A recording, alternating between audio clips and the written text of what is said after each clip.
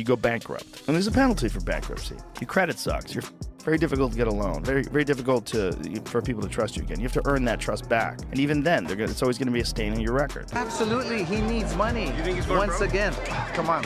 Fighters like that always go broke. Yeah, he's stupid. He's an idiot. He loves the fame and he loves the money.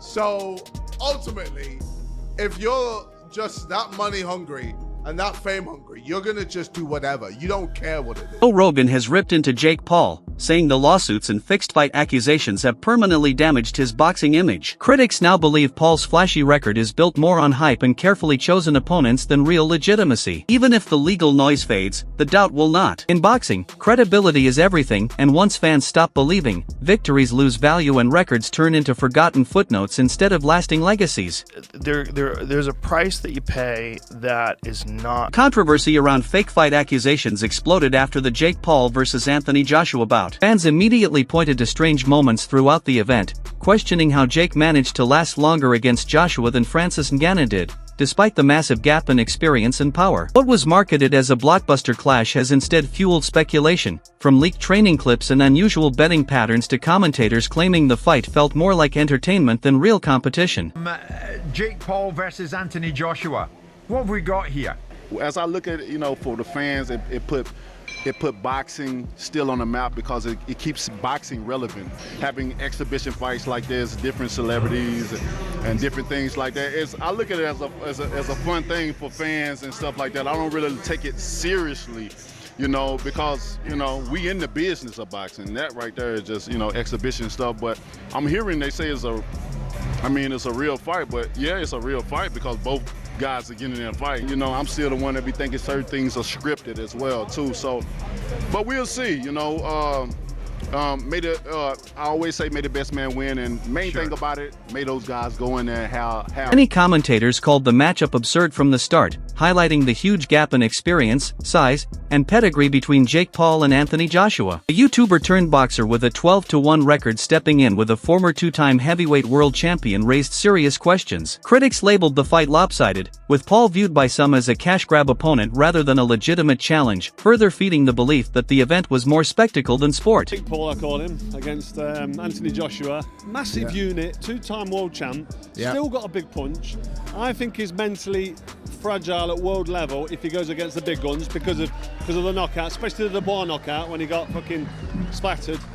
You know what I mean? In round 5, and he got hurt early on and then he got done. And he's not been in the ring for 13 months. Yeah. But can you see a world in which Jake Paul is competitive in this fight? No. No. No.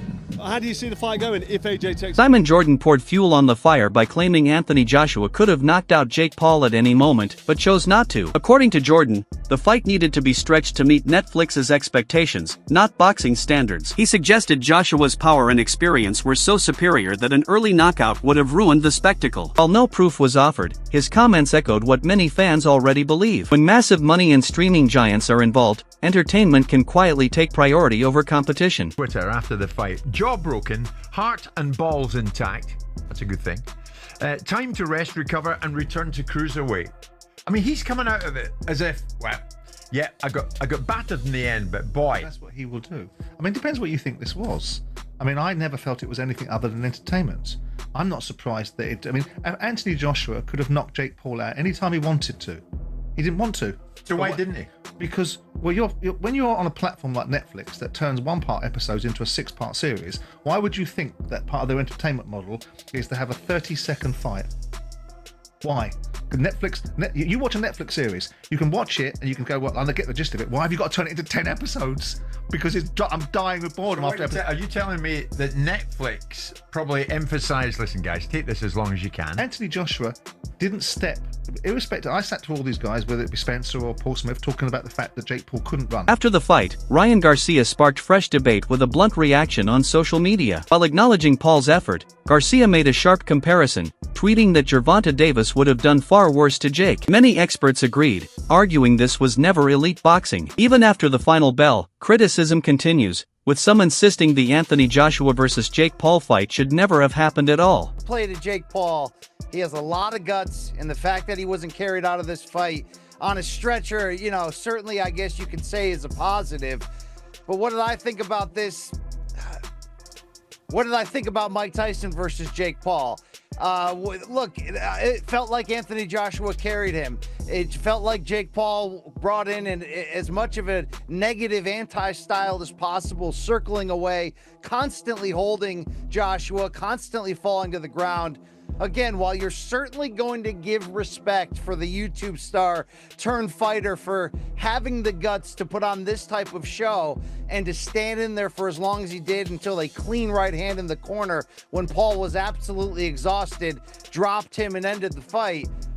This is not elite boxing. And we knew that coming in, but if these fights are going to be sanctioned as official fights, like the Mike... Oscar de la Hoya added to the controversy by revisiting Jake Paul's fight with Mike Tyson, openly suggesting it was fixed. He claimed Paul paid Tyson to secure a win on his record and pointed out that Tyson appeared to hold back throughout the bout. According to de la Hoya, this wasn't a one-off incident, but part of a larger pattern of staged outcomes surrounding Paul's career. This fight was.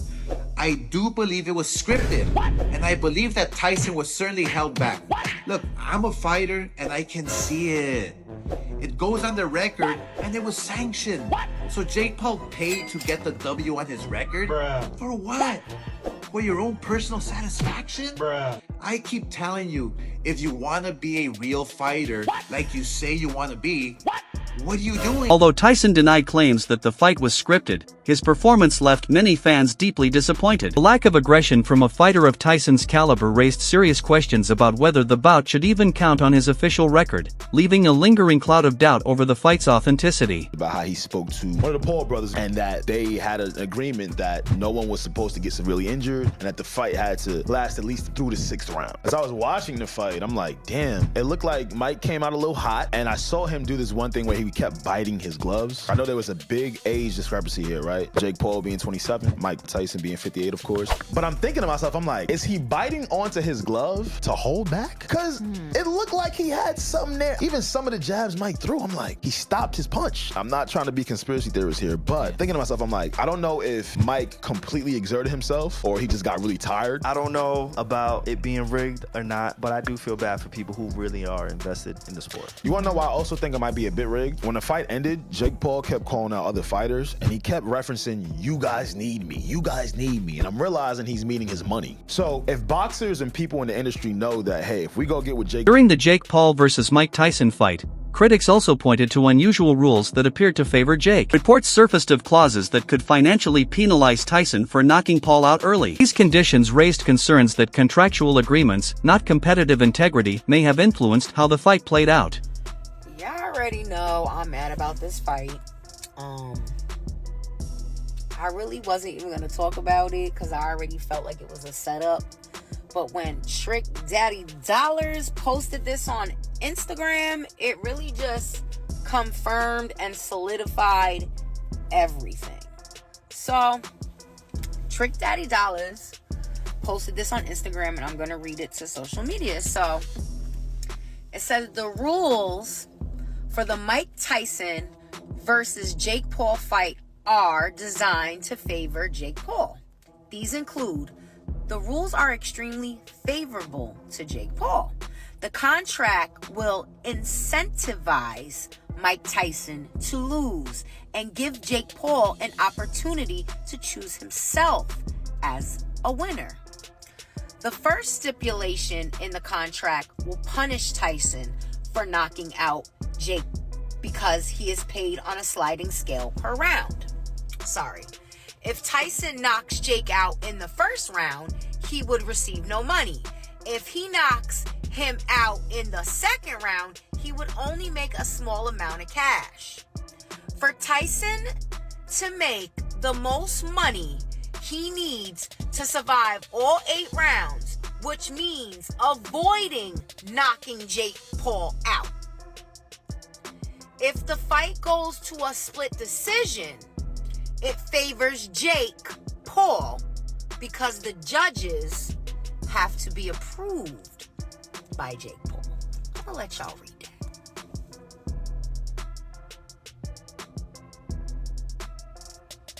I knew it was a setup. Because you know what?